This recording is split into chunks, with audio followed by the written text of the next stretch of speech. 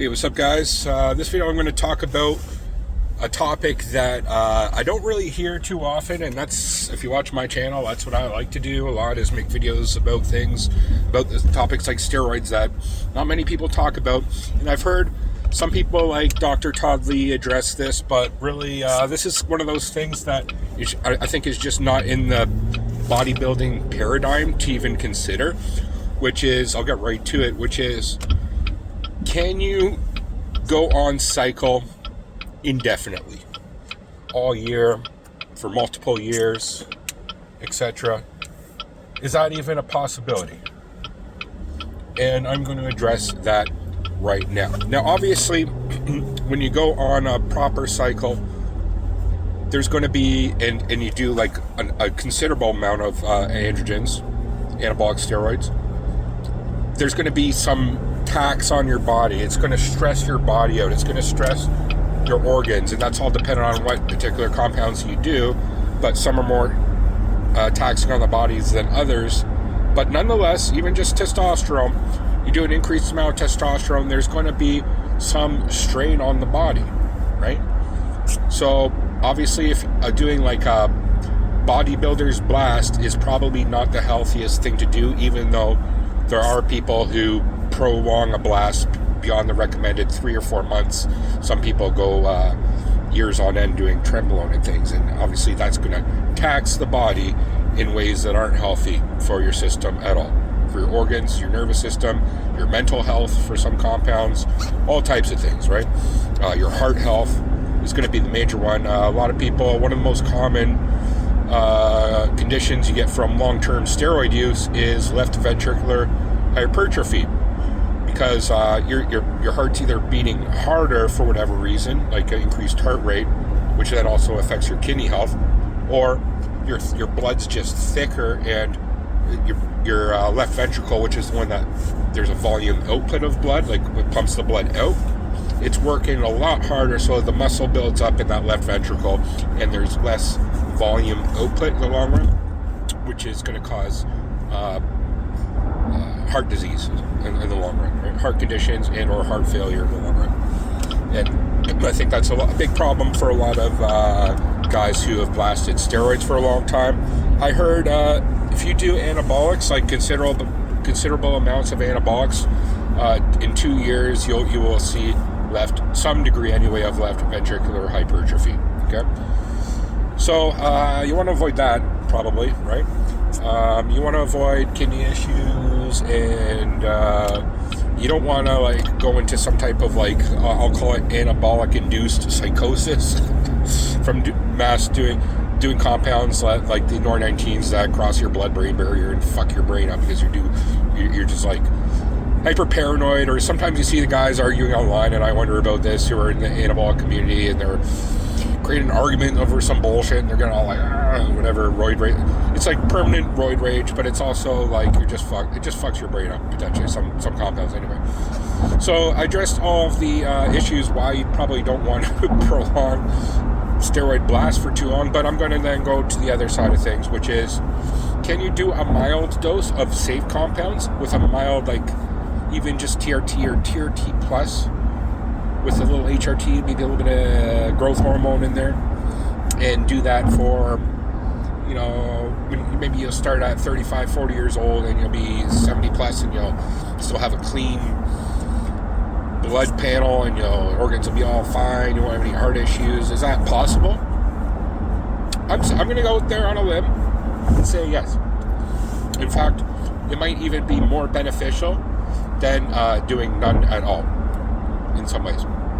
I saw this guy a number of years ago who was like a doctor in anabolics, and he was an old timer. He's like 70 years old, and he said for like 25 years he ran testosterone at a TRT level, and then like 100 milligrams of DECA just nonstop for 25 plus years, and there was no issues.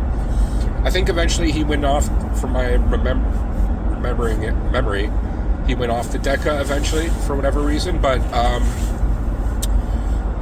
that's just one example that, anyway, you take his word for it or not. Maybe he's bullshitting. Maybe he was blasting like 400 tests at some points, or who knows.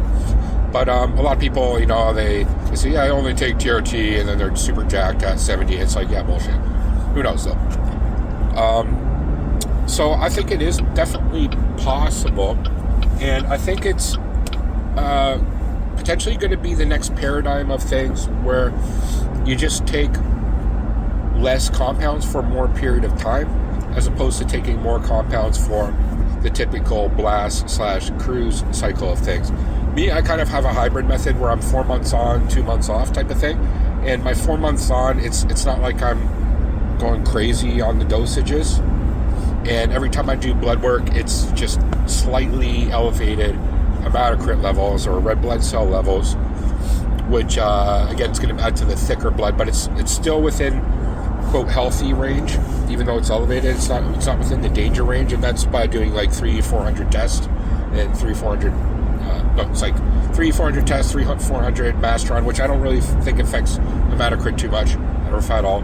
But then a little bit of nandrolone, like 200-300, which I know it slightly elevates it. So I pretty much found, I think, the upper limit of how much steroids I want to do. And for some people, they're like, tell me, oh, that's even doing too much. And I'm starting to understand that maybe even they're right. Like, right now I'm running 150 tests, like pharma grade tests, so I know it's legit. And I did my blood. Oh, side note, I did my blood work just doing the pharma grade tests over the course of over a month, so I know that there's no skew in representation from when I was blasting before or anything. And the pharma grade test has me on slightly super physiological levels. It's like I'm on the low end of super physiological, so I'm actually like more on the high end of somebody who is physiological, which is exactly where I want to be. It's like exactly where I want to be. I don't want to be blasting like to be super physiological range anyway, because I know like even within normal quote range, you can still make good gains, right? And the one thing is, my hematocrit is slightly elevated, but it's still within normal range. So when I add another, that's just on test alone. So when I add another compounds, just in a little bit of amount, like nandrolone at 100, 150, that hematocrit's going to go into almost within the dangerous levels, or quote dangerous, like unhealthy levels, but it's still within range, right? So that's going to be the key factors, I believe, to take into account based on blood work, which is if your blood work looks okay, you can at least push your cycles a little bit longer, okay? But here's going to be the major warning about all this, which is even if your things like hematocrit and red blood cells are within normal range, but they're slightly elevated, over 20 years, that still might have a detrimental effect on your heart health. So when you're older, you might want to take a baby aspirin or some shit like that, or, I don't know, give blood or something. I'm not too concerned at my age, but at some point in time after, I'm thinking in about a few years, if I can do it, I want to take some type of heart scan to make sure my heart's in good health.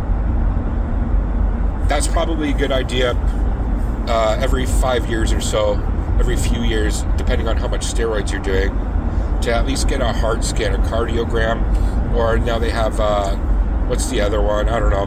But also like measuring your cholesterol, like in your arterial arteries and things, like to make sure you don't have plaque buildups and whatever. There's a name for that. It's not coming on the top of my mind right now. Normally I know that name for that test, but it doesn't matter. These types of things, for especially cardiovascular health, you want to keep an eye out in the long run. But to get right to the point of this video, especially if you're going like on cycle for indefinitely. But if things like your blood work's fine, if things like you're scanning your heart and it's fine, I don't see any reason why you can't do it. Hypothetically, theoretically, you could be on a small cycle for the rest of your life and live a healthy life, and maybe even more healthy, maybe, I'm speculating here, than even your normal person if you got everything balanced and you live and you're a healthy person in general, right? if you're food shit, you're sleep shit, you're an alcoholic, and you're smoke, and then you go on cycle the rest of your life, then that's probably gonna be not a good idea. But if you're a healthy person, you might be at least able to get away with it, or maybe even benefit from it. But I'm thinking it's going to be more of just a TRT plus, like 100 to 150 test, and then adding like 50 or 100 nandrolone or a little bit of primobolan.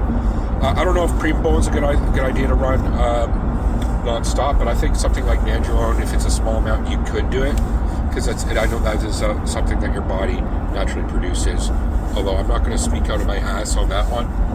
Maybe it's also not a good idea as well. So, but I'm throwing this out here because I want to hear your guys' feedback. And this is just something, I make these videos on things that I roll around in my mind, because these things are always on my mind. I think about it all the time, and I'm thinking about, like, based on my current cycle, which is just 150 tests, 150 mass, 150 NBP. I'm like, how long can I run that and be healthy, right? Because if you're doing blasting for a few months and going off for a few months, it's like, what would be more beneficial, like going off and on, or just staying on a small amount and just rolling with that, maybe? I don't know. Throwing that out there. What do you guys think? Leave in the comments section below. Thank you for watching. Have a great day. Peace.